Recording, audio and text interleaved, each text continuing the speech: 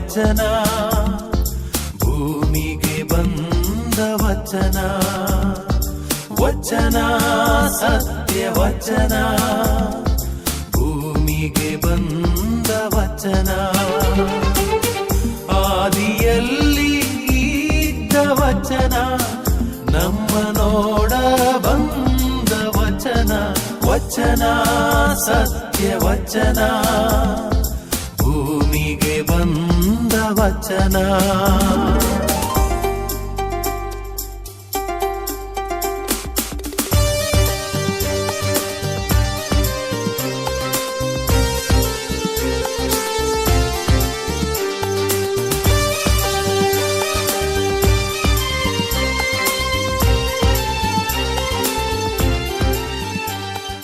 ಪ್ರಿಯರೇ, ವಚನಾಮೃತ ಕಾರ್ಯಕ್ರಮಕ್ಕೆ ನಿಮ್ಮೆಲ್ಲರನ್ನು ಸ್ವಾಗತಿಸುತ್ತೇನೆ.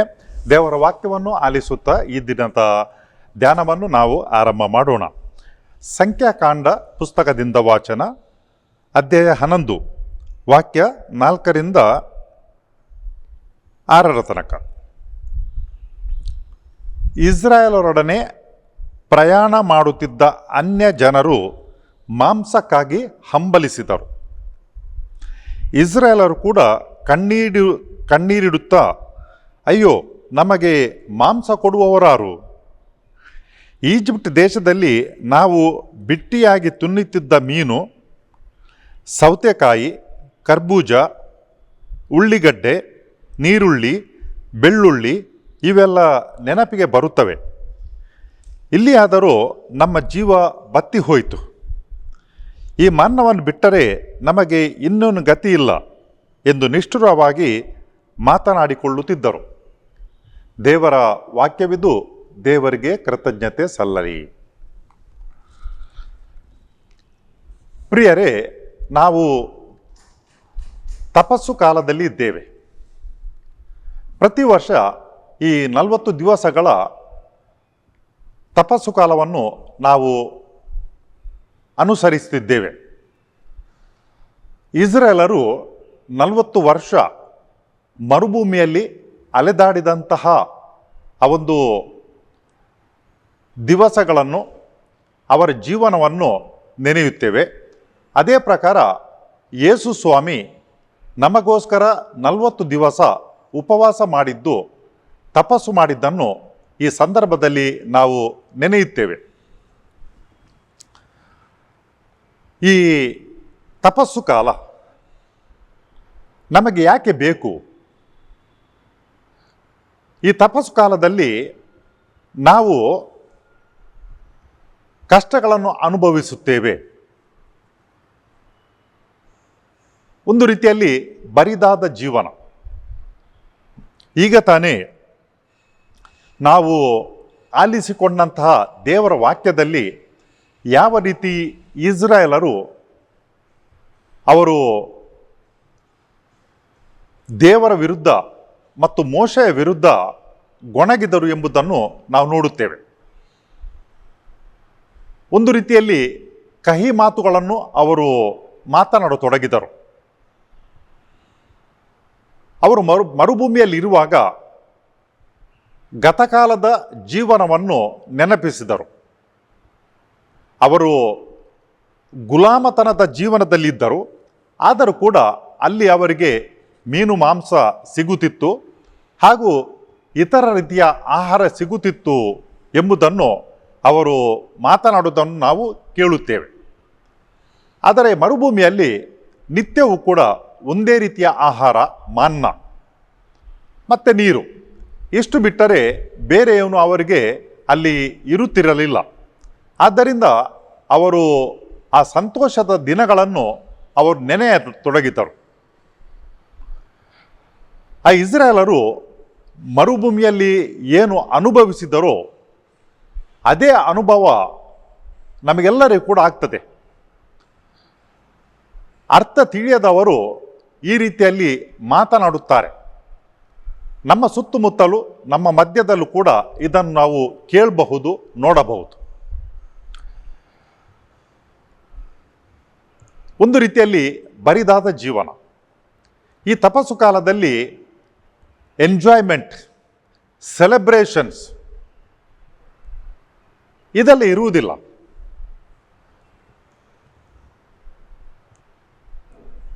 ನಾವು ಒಂದು ರೀತಿಯಲ್ಲಿ ಈ ಒಂದು ಬೋರ್ ಜೀವನವನ್ನು ಜೀವಿಸ್ತೇವೆ ಅಂತ ಅಂದುಕೊಳ್ಳಬಹುದು. ಇಲ್ಲಿ ಔತಣಕೂಟಗಳು ಇರಲ್ಲ, ಹಾಗೂ ಬೇರೆ ರೀತಿಯ ಆ ಒಂದು ವೈಭವದ ಜೀವನ ಈ ಸಮಯದಲ್ಲಿ ನಮಗೆ ಕಾಣಲಿಕ್ಕೆ ಸಿಗಲ್ಲ. ಆದ್ದರಿಂದ ಇದು ನಮಗೆ ಯಾಕೆ ಬೇಕು ಅಂತ ಒಂದು ಪ್ರಶ್ನೆ ನಮ್ಮ ಮನಸ್ಸಿನಲ್ಲಿ ಬರುತ್ತದೆ. ನಾವು ಮಗದೊಮ್ಮೆ ನಮ್ಮ ಈ ವಿಮೋಚನದ ಇತಿಹಾಸವನ್ನು ನೋಡಿದರೆ ನಮಗೆ ತಿಳಿತದೆ ಇದು ಯಾಕೆ ಬೇಕು ಅಂತ ಹೇಳಿಕೊಂಡು. ಈ ವೈಭವದ ಜೀವನ ಅಥವಾ ಮೋಜು ಮಸ್ತಿನ ಜೀವನ ನಮ್ಮನ್ನು ದೇವರಲ್ಲಿ ಕೊಂಡೊಯ್ಯುತ್ತದೋ ಅಥವಾ ಅವರಿಂದ ದೂರಕ್ಕೆ ಸರಿಸ್ತದೋ ಎಂಬುದನ್ನು ನಾವು ಯೋಚನೆ ಮಾಡಿ ನೋಡಬೇಕು. ಈ ಮರುಭೂಮಿಯಲ್ಲಿ ಇಸ್ರಾಯೇಲರಿಗೆ ಕಷ್ಟ ಅನುಭವಿಸಿದರೂ ಬಂದರೂ ಕೂಡ ಅದು ಅವರ ಆಧ್ಯಾತ್ಮಿಕ ಜೀವನಕ್ಕೆ ಒಂದು ಮದ್ದು ಆಗಿತ್ತು. ದೇವರವರನ್ನು 40 ವರ್ಷಗಳ ಕಾಲ ಆ ಮರುಭೂಮಿಯಲ್ಲಿ ಅಲೆದಾಡಿಸಿದವು. ಅಷ್ಟೊಂದು ಉದ್ದ ದಾರಿ ಅದಲ್ಲ, ಆದರೂ ಕೂಡ ಅದರ ಹಿಂದೆ ಒಂದು ಕಾರಣವಿತ್ತು. ಆ ಕಾರಣ ಏನಂತ ಹೇಳಿದರೆ, ಅವರು ತಮ್ಮ ಜೀವನದಲ್ಲಿ ಏನೆಲ್ಲ ಕೆಡುಕುತನವನ್ನು ಜೀವಿಸ್ತಿದ್ದರು ಅದನ್ನು ಕಿತ್ತೊಗೆಯಲು ದೇವರು ಈ ಒಂದು ಮರುಭೂಮಿಯ ಜೀವನವನ್ನು ಅವರಿಗೆ ಕೊಟ್ಟರು. ಯಾವುದೇ ಒಂದು ಹವ್ಯಾಸ ಅದು ಬೆಳೆಯಲಿಕ್ಕೆ ಕೆಲವು ಸಮಯ ಬೇಕು, ಅದು ತೆಗೆಯಲಿಕ್ಕೆ ಇನ್ನೂ ಕೂಡ ದೀರ್ಘ ಸಮಯ ಬೇಕು. ಕುಡಿತ ಇರಬಹುದು, ಸೇದುವಿಕೆ ಇರಬಹುದು, ಅಥವಾ ಇನ್ನೇನು ಕೆಟ್ಟ ಚಟಗಳಿರಬಹುದು. ಅವು ನಮ್ಮೊಳಗೆ ಸುಲಭವಾಗಿ ಬರುತ್ತವೆ, ಆದರೆ ಅದನ್ನು ಕಿತ್ತುಕೋಬೇಕಿದ್ರೆ ತುಂಬ ಸಮಯ ಬೇಕು, ಕಠಿಣ ಪರಿಶ್ರಮ ಬೇಕು. ಇಲ್ಲದಿದ್ದರೆ ಅದು ಬೇಗನೆ ಹೋಗಲ್ಲ. ಒಳ್ಳೆಯ ಹವ್ಯಾಸಗಳು ಅವುಗಳನ್ನು ರೂಢಿಸಿಕೊಳ್ಳಲಿಕ್ಕೆ ತುಂಬ ಸಮಯ ಬೇಕಾಗ್ತದೆ. ಬಿಡಲಿಕ್ಕೆ ಜಾಸ್ತಿ ಸಮಯ ಬೇಡ, ಸ್ವಲ್ಪ ಆಲಸ್ಯ ಮಾಡಿದರೆ ಸಾಕು ಅಷ್ಟೇ. ಆದರೆ ಕೆಟ್ಟ ಚಟಗಳು ಹಾಗಲ್ಲ, ಅವು ಬೇಗನೆ ಬರ್ತವೆ, ಆದರೆ ನಮ್ಮಿಂದ ಹೊರಕ್ಕೆ ಅಷ್ಟು ಬೇಗನೆ ಹೋಗಲ್ಲ. ಅವು ನಮ್ಮಲ್ಲಿ ಬೇರೂರಿಕೊಂಡು ಇರ್ತವೆ. ಅದೇ ಪ್ರಕಾರ ಈ ಇಸ್ರಾಯೇಲ್ ಜನರಲ್ಲಿ ಇದ್ದಂತಹ ಕೆಟ್ಟ ಹವ್ಯಾಸಗಳು, ಅಭ್ಯಾಸಗಳು ಅವೇನಂತ ಹೇಳಿದರೆ ಮೂರ್ತಿ ಪೂಜೆಯನ್ನು ಮಾಡುವಂಥದ್ದು, ಅದೇ ಪ್ರಕಾರ ಅನೈತಿಕ ಜೀವನ, ಇದೆಲ್ಲ ಕೂಡ ದೇವರದನ್ನು ಇಷ್ಟಪಡುವಂಥದ್ದಲ್ಲ. ಅದಕ್ಕಾಗಿ ಅದನ್ನು ತೆಗೆಯಬೇಕಿತ್ತು. ಯಾಕಂತ ಹೇಳಿದ್ರೆ ದೇವರು ಅವರನ್ನು ಈ ಗುಲಾಮಗಿರಿಂದ ಹೊರಗೆ ತಂದಂಥ ಉದ್ದೇಶ ಅವರಿಗೊಂದು ಒಳ್ಳೆಯ ನಾಡನ್ನು ಕೊಡಬೇಕು, ಆ ಫಲವತ್ತಾದ ನಾಡಿನಲ್ಲಿ ಅವರು ಜೀವಿಸಬೇಕು ಎಂಬ ಉದ್ದೇಶ. ಅದಕ್ಕಾಗಿ ಅವರ ನಾಡಿಗೆ ಹೋಗಬೇಕಿದ್ರೆ ಅವರ ಜೀವನ ಕೂಡ ಅದು ಶುದ್ಧವಾಗಿರಬೇಕು, ಒಳ್ಳೆಯದಾಗಿರಬೇಕು, ದೇವರಿಗೆ ಮೆಚ್ಚುಗೆಯಾಗುವಂತಿರಬೇಕು. ಅದಕ್ಕಾಗಿ ದೇವರು ಅವರಿಗೆ ಈ 40 ವರ್ಷಗಳ ಕಠಿಣ ಜೀವನವನ್ನು ನೀಡಿದರು. ಪ್ರಿಯರೇ, ನಾವೆಲ್ಲರೂ ಕೂಡ ಒಂದು ರೀತಿಯಲ್ಲಿ ಈ ಮರುಭೂಮಿಯ ಜೀವನವನ್ನು ಮಾಡುತ್ತೇವೆ ಈ ತಪಸ್ಸು ಕಾಲದಲ್ಲಿ. ನಿಜಕ್ಕೂ ನೋಡಲಿಕ್ಕೆ ಹೋದರೆ ನಮ್ಮ ಇಡೀ ಜೀವನ ಈ ಮರುಭೂಮಿಯ ತಪಸ್ಸು ಕಾಲದ ಜೀವನ ಆದರೆ ಮಾತ್ರ ನಾವು ದೇವರು ನಮಗೇನು ಅವರು ನಮಗೆ ಭರವಸೆ ನೀಡಿದ್ದಾರೆ, ಸ್ವರ್ಗಲೋಕದ ಜೀವನ, ಅದಕ್ಕೆ ನಾವು ಬಾಧ್ಯಸ್ಥರಾಗುತ್ತೇವೆ ಅಥವಾ ನಾವು ಅರ್ಹರಾಗುತ್ತೇವೆ. ಇಲ್ಲದಿದ್ದರೆ ಅದು ಧರ್ಮಕ್ಕೆ ನಮಗೆ ಅದು ಸಿಗಲ್ಲ. ನಾವು ಪರಿಶ್ರಮ ಪಡಬೇಕು, ಆ ರೀತಿಯಲ್ಲಿ ನಾವು ಜೀವನ ನಡೆಸಬೇಕು. ಈ ನೀತಿಯ ಜೀವನ ಅಥವಾ ನ್ಯಾಯದ ಜೀವನ ಅದು ಮೋಜು ಮಸ್ತಿನ ಜೀವನ ಅಲ್ಲ. ಯಾಕಂತ ಹೇಳಿದ್ರೆ ನ್ಯಾಯದ ದಾರಿಯಲ್ಲಿ ನಡೆಯುವವರು, ಸತ್ಯದ ಧರ್ಮದ ದಾರಿಯಲ್ಲಿ ನಡೆಯುವವರು ಅವರು ಮೋಜು ಮಸ್ತಿಗೆ ಮಾಡಲಿಕ್ಕೆ ಆಗಲ್ಲ. ಒಂದು ವೇಳೆ ಹಾಗೆ ಮಾಡಿದರೆ ಏನೋ ಸರಿ ಇಲ್ಲ ಅಂತ ಅರ್ಥ. ಅದಕ್ಕಾಗಿ ಎಷ್ಟರ ಮಟ್ಟಿಗೆ ನಾವು ಈ ರೀತಿಯ ಒಂದು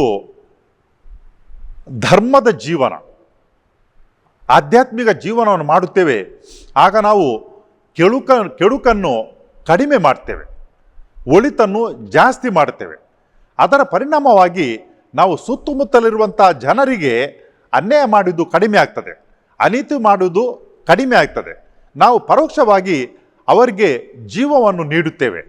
ಇದು ಯೇಸು ಸ್ವಾಮಿ ನಮಗೆ ತೋರಿಸಿಕೊಟ್ಟಂಥ ಜೀವನ. ಈ ರೀತಿಯ ಜೀವನ ನಡೆಸಬೇಕಿದ್ರೆ ನಾವು ಯೇಸು ಸ್ವಾಮಿಯ ಹೆಜ್ಜೆಗಳಲ್ಲಿ ನಡೆಯಬೇಕು.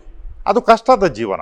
ಅದಕ್ಕಾಗಿ ನಾವು ನಿಜಕ್ಕೂ ನೋಡಲಿಕ್ಕೆ ಹೋದರೆ ಇಡೀ ವರ್ಷದ ಪ್ರತಿ ದಿವಸಗಳು ನಮ್ಮ ಜೀವನದ ಉದ್ದಕ್ಕೂ ಕೂಡ ಅದು ನಡೆಯಬೇಕಾದಂಥ ರೀತಿ ಅದು.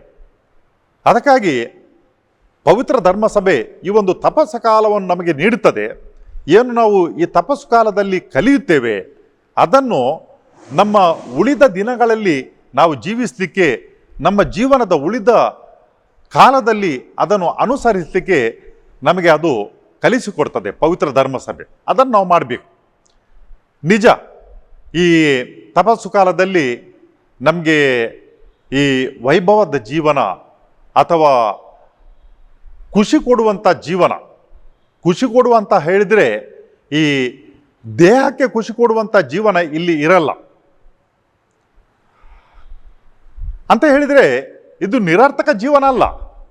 ಈ ಜೀವನದಲ್ಲಿ ಖುಷಿ ಇಲ್ಲದಿರಬಹುದು, ಇಂದ್ರಿಯಗಳ ಖುಷಿ ಇಲ್ಲದಿರಬಹುದು, ಆದರೆ ಆನಂದ ಇರ್ತದೆ. ಅದನ್ನು ನಾವು ತಿಳಿಯಬೇಕಿದ್ರೆ, ಅರ್ಥ ಮಾಡಿಕೊಳ್ಬೇಕಿದ್ರೆ ನಾವು ಈ ಕೆಲವೊಂದು ಪುಣ್ಯ ಪುರುಷರ ಜೀವನವನ್ನು ನೋಡಬೇಕು. ಆಗ ನಮಗೆ ತಿಳಿಯುತ್ತದೆ ಅವರು ಇದ್ದ ಸ್ವಲ್ಪದರಲ್ಲಿ ಸಂತೋಷ ಪಟ್ಟುಕೊಳ್ಳುತ್ತಿದ್ದರು, ಆನಂದ ಪಟ್ಟುಕೊಳ್ಳುತ್ತಿದ್ದರು. ಅವರಲ್ಲಿ ಏನು ಇದ್ದಿರುತ್ತಿರಲಿಲ್ಲ, ಆದರೂ ಕೂಡ ಇದ್ದದರಲ್ಲಿ ಅವರು ಬೇರೆಯವರ ಹತ್ರ ಹಂಚಿಕೊಳ್ಳುತ್ತಿದ್ದರು. ನಾನು ಈ ಪವಿತ್ರ ಧರ್ಮಸಭೆಯ ಇತಿಹಾಸವನ್ನು ಸ್ವಲ್ಪ ನೋಡಿದೆ. ಅಲ್ಲಿ ಒಂದಿಬ್ಬರು ಮಹಾನ್ ವ್ಯಕ್ತಿಗಳ ಬಗ್ಗೆ ನನಗೆ ನೋಡಲಿಕ್ಕೆ ಸಿಕ್ಕಿತು.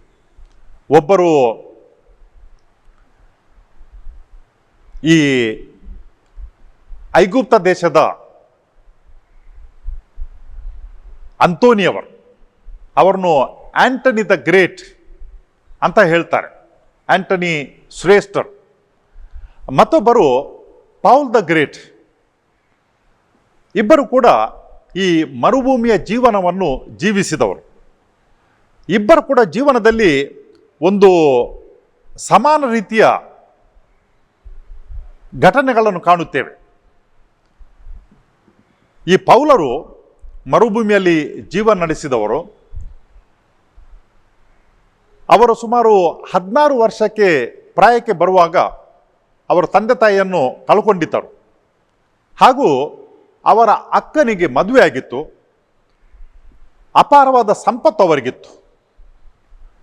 ಆ ಭಾವ ಈ ಪೌಲನನ್ನು ಕೊಲೆ ಮಾಡಲಿಕ್ಕೆ ಯೋಚನೆ ಮಾಡ್ತಾನೆ.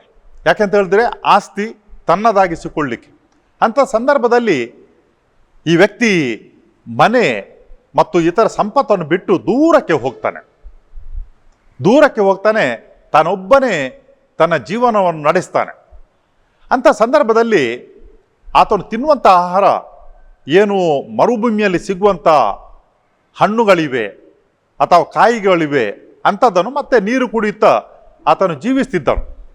ಸುಮಾರು 43ನೇ ವಯಸ್ಸಿಗೆ ಬರುವಾಗ ಕಾಗೆಗಳು ತಂದು ರೊಟ್ಟಿಯನ್ನು ಕೊಡ್ತಿದ್ದವು. ಅಂದಿನಿಂದ ಮುಂದಕ್ಕೆ ಆತನು ಗುಹೆಗಳಲ್ಲಿ, ಮರುಭೂಮಿಯ ಗುಹೆಗಳಲ್ಲಿ ಜೀವಿಸ್ತಿದ್ದವು. ಅಂಥ ಸಂದರ್ಭದಲ್ಲಿ ಇನ್ನೋರ್ವ ವ್ಯಕ್ತಿ ಆತನನ್ನು ಹುಡುಕಿಕೊಂಡು ಬರ್ತಾನೆ. ಆತನ ಹೆಸರು ಅಂತೋನಿ ಶ್ರೇಷ್ಠರು. ಇವರು ಕೂಡ ಅದೇ ಪರಿಸರದವರು. ಅವರ ಜೀವನದಲ್ಲಿ ಕೂಡ ಇಂತಹದೇ ಘಟನೆ ನಡೆದಿತ್ತು. ಯುವಪ್ರಾಯಕ್ಕೆ ಬರುವ ಮುಂಚೆನೇ ತಂದೆ ತಾಯಿಯನ್ನು ಕಳ್ಕೊಂಡಿದ್ದರು. ಆತನಿಗೆ ಸಹೋದರಿಯರಿದ್ದರು. ಅವರನ್ನು ಬೆಳೆಸುವಂಥ ಜವಾಬ್ದಾರಿ ಆತನ ಹೆಗಲ ಮೇಲಿತ್ತು. ಪ್ರತಿ ದಿವಸ ಬಲಿಪೂಜೆಗೆ ಹೋಗುವಂಥ ಒಂದು ಒಳ್ಳೆಯ ಅಭ್ಯಾಸ ಆತನಿಗಿತ್ತು. ಒಂದು ದಿವಸ ಆ ಬಲಿಪೂಜೆಯ ಸಮಯದಲ್ಲಿ ದೇವರ ವಾಕ್ಯ ಆತನಿಗೆ ಕೇಳಲಿಕ್ಕೆ ಸಿಕ್ಕಿತು. ಅದೇನಂತ ಹೇಳಿದರೆ, ಯೇಸು ಸ್ವಾಮಿ ಆ ಶ್ರೀಮಂತ ಯುವಕನಿಗೆ ಹೇಳಿದಂಥ ಮಾತುಗಳು, ನಿನ್ನಲ್ಲಿ ಏನು ಇದೆಯೋ ಅದೆಲ್ಲವನ್ನು ಕೂಡ ನೀನು ಮಾರಿಬಿಡು ಮತ್ತು ಬಡಬಗ್ಗರಿಗೆ ಹಂಚು ಅಂತ ಹೇಳಿಕೊಂಡು. ಅಂತೋನಿ ಯೋಚನೆ ಮಾಡ್ತಾನೆ, ದೇವರು ಇವತ್ತು ನನ್ನ ಹತ್ರ ಮಾತನಾಡಿದ್ದಾರೆ, ಅದಕ್ಕಾಗಿ ವಾಪಸ್ ಹೋಗ್ತಾನೆ. ತನ್ನಲ್ಲಿದ್ದಂಥ ಅಪಾರ ಆಸ್ತಿಪಾಸ್ತಿಯನ್ನು ಮಾರ್ತಾನೆ. ಆದರೆ ತನ್ನ ಇಬ್ಬರು ಸಹೋದರಿಯರಿಗೆ ಏನೆಲ್ಲ ಬೇಕೋ ಮದುವೆಗೆ ಅದನ್ನು ಮಾತ್ರ ಬಚ್ಚಿಡ್ತಾನೆ. ಅವರ ಈ ಮದುವೆಗಳನ್ನು ನೆರವೇರಿಸಿದ ಮೇಲೆ ಈ ಅಂತೋನಿ ಏನು ಮಾಡ್ತಾನೆ ಅಂತ ಹೇಳಿದರೆ, ಮರುಭೂಮಿಗೆ ಹೋಗ್ತಾನೆ. ಅಲ್ಲಿ ಏಕಾಂಗಿಯಾಗಿ ಜೀವನ ಮಾಡುತ್ತಾನೆ. ಆತನಿಗೆ ಒಂದು ಧ್ವನಿ ಕೇಳಿಸತೊಡಗಿತ್ತು, ಮರುಭೂಮಿಯಲ್ಲಿ ಇನ್ನೊಬ್ಬ ವ್ಯಕ್ತಿ ಇದ್ದಾನೆ, ಆತನನ್ನು ಹೋಗಿ ಭೇಟಿ ಮಾಡು ಅಂತ ಹೇಳಿಕೊಡು. ಆತನು ಹೋಗ್ತಾನೆ. ಈ ಪ್ರಯಾಣ ಮಾಡಿದ ಮೇಲೆ ಆತನಿಗೆ ಸಿಕ್ಕದಂಥ ವ್ಯಕ್ತಿ ಪೌಲ. ಅವರಿಬ್ಬರು ಕೂಡ ಜೊತೆಯಾಗಿ ಮಾತನಾಡ್ತಾರೆ. ಕಾಗೆ ತಂದಂಥ ಒಂದು ರೊಟ್ಟಿಯನ್ನು ಇಬ್ಬರು ಕೂಡ ಹಂಚಿಕೊಂಡು ತಿಂತಾರೆ. ನಂತರ ಅಂತೋನಿ ವಾಪಸ್ ಬರ್ತಾರೆ. ಈ ಮಠಾಧೀಶರ ಪವಿತ್ರ ಧರ್ಮಸಭೆಯಲ್ಲಿ ಮಠಾಧೀಶರ ತಂದೆ ಅಂತಲೇ ಈ ಅಂತೋನಿ ಅವರು ಕರೆಯಲ್ಪಡ್ತಾರೆ. ಒಂದು ವಿಶೇಷವಾದ ಯೋಚನೆಯನ್ನು ಇಲ್ಲಿ ನಾವು ಕಾಣಬಹುದು. ಅಂತೋನಿ ಮನೆ ಬೇಡ, ಸಂಪತ್ತು ಬೇಡ ಅಂತ ದೂರಕ್ಕೆ ಹೋಗಿ ಏಕಾಂಗಿಯಾಗಿ ಜೀವಿಸತೊಡಗಿದಂಥ ಪುಣ್ಯಪುರುಷ. ಅದನ್ನು ನೋಡಿಕೊಂಡು ಅನೇಕ ಮಂದಿ ಜನರು ಆತನ ಹಿಂದೆ ಬಂದರು. ಯಾಕಂತ ಹೇಳಿದ್ರೆ ಅವರಿಗೆ ಈ ಜೀವನ ಎಷ್ಟು ಒಂದು ಹಿಡಿಸಿತು. ಅವರು ಕೂಡ ಯೋಚನೆ ಮಾಡಿದ್ರು, ನಾವು ಕೂಡ ಇದೇ ರೀತಿಯಾಗಿ ಜೀವನ ಮಾಡಬೇಕಂತ. ನೋಡಿ, ಜನರಿಂದ ದೂರ ತಾನು ಏಕಾಂಗಿಯಾಗಿ ಜೀವಿಸಬೇಕಂತ ಯೋಚನೆ ಮಾಡಿದರೆ ಜನರು ಆತನ ಅಲ್ಲಿಗೆ ಬಂದರು. ಒಂದು ವೇಳೆ ಈ ಜೀವನ ಬೋರ್ ಅಥವಾ ಬರಿದು ಅಂತ ಇದ್ದಿದ್ರೆ ಆ ಜನ ಆತನಲ್ಲಿ ಬರ್ತಿರ್ಲಿಲ್ಲ. ಏಕಾಂಗಿಯಾಗಿ ಜೀವಿಸ್ತಿದ್ದರೂ ಕೂಡ ದೂರಕ್ಕೆ ತಿನ್ನಲಿಕ್ಕೆ ಜಾಸ್ತಿ ಇಲ್ಲ, ಅಲ್ಲಿ ಖುಷಿ ಕೊಡುವಂಥ ವಸ್ತುಗಳಿಲ್ಲ. ಆದರೂ ಕೂಡ ಜನರು ಆತನನ್ನು ಆಕರ್ಷಿಸಿದರು, ಆತನಲ್ಲಿಗೆ ಬಂದರು, ಆಕರ್ಷಿಸಲ್ಪಟ್ಟರು. ಆತನಲ್ಲಿ ಬಂದು ಆ ರೀತಿಯ ಜೀವನವನ್ನು ನಡೆಸಲಿಕ್ಕೆ ಪ್ರಯತ್ನ ಪಟ್ಟರು. ಪ್ರಿಯರೇ, ಆಹಾರದಲ್ಲಿ ಖುಷಿ ಉಂಟು. ಈ ಇತರ ವಿಚಾರಗಳಲ್ಲಿ ನಮ್ಮ ಸುತ್ತಮುತ್ತಲು ದಿನನಿತ್ಯದ ಜೀವನದಲ್ಲಿ ಖುಷಿ ನೀಡುವಂಥ ವಿಷಯಗಳು ಅನೇಕ ಇವೆ. ಇರಬಹುದು ಮದ್ಯಪಾನ, ಈ ಮದ್ಯ ಸೇವನೆ, ಅಥವಾ ಇನ್ನೇನು ವಿಚಾರಗಳು. ಅವುಗಳು ಯಾವ ರೀತಿಯಲ್ಲಿ ಆಕರ್ಷಣೆ ಮಾಡುವಂಥ ರೀತಿಯಲ್ಲಿ ಅವುಗಳನ್ನು ಈ ಇಡ್ತಾರಂತ ಹೇಳಿದರೆ ಎಲ್ಲರೂ ಕೂಡ ಅಲ್ಲಿ ಹೋಗ್ತಾರೆ. ಇಲ್ಲದಿದ್ದರೆ ಅಂಥ ವಸ್ತುಗಳ ಹತ್ರ ಯಾರು ಹೋಗ್ತಾರೆ? ಪ್ಲೆಜರ್ಸ್ ಆಫ್ ದ ವರ್ಲ್ಡ್ ಅವು ಏನು ಮಾಡ್ತವೆ ಅಂತ ಹೇಳಿದ್ರೆ ನಮ್ಮನ್ನು ಆಕರ್ಷಿಸುತ್ತವೆ. ಆದರೆ ನಾವು ಸಿಕ್ಕಿ ಹಾಕಿಕೊಂಡಾಗ ಅವು ನಮ್ಮ ಜೊತೆ ಇರಲ್ಲ. ಆದರೆ ಇಂತಹ ವ್ಯಕ್ತಿಗಳು ಯಾರು ಈ ಪ್ರಪಂಚದ ಈ ಖುಷಿ ಮೋಜಿನ ಜೀವನದಿಂದ ದೂರಕ್ಕೆ ಹೋಗಿದ್ದಾರೆ, ಅವರು ನಮಗೆ ಒಂದು ದಾರಿಯನ್ನು ತೋರಿಸಿಕೊಡ್ತಾರೆ. ಯಾವ ದಾರಿ ಅಂತ ಹೇಳಿದರೆ ಈ ಆಧ್ಯಾತ್ಮಿಕ ಜೀವನದ ದಾರಿ. ನಾವು ಯಾವಾಗ ಆಂತರಿಕವಾಗಿ ಬಲಾಢ್ಯರಾಗಿರ್ತೇವೆ, ಆಗ ನಮ್ಮ ದೇಹದ ಮೇಲಿನ ಈ ಆಶಾ ಆಕಾಂಕ್ಷೆಗಳ ಮೇಲೆ ನಾವು ಹತೋಟಿಯನ್ನು ಇಡಲಿಕ್ಕೆ ಸಾಧ್ಯ. ನಾವು ಸರಿಯಾದ ದಾರಿಯಲ್ಲಿ ನಡೆಯಲಿಕ್ಕೆ ಸಾಧ್ಯ. ನಮಗೆ ಬೇಡವಾದಂಥ ಆಶೆಗಳು ಬರಲ್ಲ. ಅಂಥ ಸಂದರ್ಭದಲ್ಲಿ ಇನ್ನೊಬ್ಬರಿಗೆ ಅನೀತಿ ಮಾಡುವಂತಹ ಅಥವಾ ಅನ್ಯಾಯ ಮಾಡುವಂಥ ಆ ಒಂದು ಸನ್ನಿವೇಶ ಬರುವುದಿಲ್ಲ. ನಾವು ಸುಳ್ಳು ಮಾತನಾಡುವಂತಹ, ಕೆಡುಕು ಮಾತನಾಡುವಂತಹ ಸನ್ನಿವೇಶಗಳು ಬರಲ್ಲ. ನಮ್ಮ ಅಂತರಂಗ ಶುದ್ಧಿಯಾಗಿರ್ತದೆ, ನಮ್ಮ ಮನಸ್ಸು ಶುದ್ಧವಾಗಿರ್ತದೆ. ಅದು ದೇವರಿಗೆ ತುಂಬ ಮೆಚ್ಚುತ್ತದೆ ಪ್ರಿಯರೇ. ಅದು ಬಿಟ್ಟು ನಾವು ಎಷ್ಟು ಕೂಡ ಖುಷಿಪಟ್ಟರೂ ಕೂಡ ಒಂದು ವೇಳೆ ನಮ್ಮ ಜೀವನದಲ್ಲಿ ನಾವು ಶುದ್ಧರಿಲ್ಲದಿದ್ದರೆ ಏನು ಪ್ರಯೋಜನ? ಈ ಇಬ್ಬರು ವ್ಯಕ್ತಿಗಳು ಕೂಡ, ಒಬ್ಬರು ಮರುಭೂಮಿಯ ಪೌಲ 113 ವರ್ಷಗಳ ತನಕ ಬದುಕಿದಳು. ಈ ಅಂತೋನಿ ಶ್ರೇಷ್ಠರು, ಮರುಭೂಮಿಯ ಅಂತೋನಿ ಶ್ರೇಷ್ಠ, ಅವರು 100 ವರ್ಷಗಳ ಕಾಲ ಬದುಕಿದಳು. ಏನನ್ನು ತಿಂದರವರು? ಮಾಂಸ, ಮೀನು ಅಥವಾ ಮದ್ಯ ಸೇವನೆ ಇಲ್ಲ, ಮಾಂಸ ಮೀನಿಲ್ಲ, ಮತ್ತು ಈ ಮೋಜು ನೀಡುವಂಥ, ಖುಷಿ ನೀಡುವಂತಹ ಸೇವನೆ ಅಲ್ಲಿಲ್ಲ. ಆದರೂ ಕೂಡ ಅವರು ಇಷ್ಟು ದೀರ್ಘಕಾಲ ಬದುಕಿದರು. ಏನನ್ನು ತಿಂದರೂ ಸಿಕ್ಕಿದಂಥ ಏನು ಹಣ್ಣು ಹಂಪಲುಗಳನ್ನು ಅಥವಾ ಏನು ರೊಟ್ಟಿ ಸಿಕ್ಕಿತೋ ಅದನ್ನು ತಿಂದು ಸ್ವಲ್ಪ ನೀರನ್ನು ಸೇವಿಸ್ತಿದ್ದರು ಅಷ್ಟೇ ವಿನಃ ಬೇರೇನಿಲ್ಲ. ಆದರೂ ಕೂಡ ಅವರು ಅಷ್ಟು ದೀರ್ಘ ಆಯುಷ್ಯವನ್ನು ಅವರು ಜೀವಿಸಿದರು. ಪ್ರಿಯರೇ, ಇಲ್ಲಿ ಉಂಟು ಜೀವನದ ಗುಟ್ಟು. ನಾವು ಅನೇಕ ಬಾರಿ ಏನು ನಮ್ಮ ಸುತ್ತಮುತ್ತ ಆಕರ್ಷಣೆಯ ವಸ್ತುಗಳನ್ನು ಕಾಣ್ತೇವೆ, ನಾವು ಬೇಗನೆ ಬಲಿಯಾಗಿ ಬಿಡ್ತೇವೆ. ನಮ್ಮ ಜೀವನ ಎಷ್ಟು ಸುಲಭ ಆಗ್ತದೋ ಅಷ್ಟು ಸುಲಭ ಆಗಲಿಕ್ಕೆ ಪ್ರಯತ್ನ ಪಡ್ತೇವೆ, ಅದನ್ನು ಮಾಡ್ತೇವೆ. ಆದರೆ ಎಷ್ಟು ಈ ಪರಿಶ್ರಮದ ಜೀವನ ನಾವು ಜೀವಿಸ್ತೇವೆ, ಎಷ್ಟು ಕಠಿಣ ಜೀವನವನ್ನು ಜೀವಿಸ್ತೇವೆ, ನಾವು ಅಷ್ಟು ಪರಿಶುದ್ಧರಾಗಿ ಇರಲಿಕ್ಕೆ ಸಾಧ್ಯ. ಅಂಥ ಒಂದು ಜೀವನ ನಮಗೆಲ್ಲರಿಗೂ ಕೂಡ ಸಿಗಲಿ ಹಾಗೂ ಜೀವಿಸಲಿಕ್ಕೆ ನಮಗೆ ಅನುವಾಗಲಿ ಅಂತ ದೇವರು ನಮ್ಮನ್ನು ಆಶೀರ್ವಾದಿಸಲಿ ಅಂತ ಪ್ರಾರ್ಥಿಸುವ.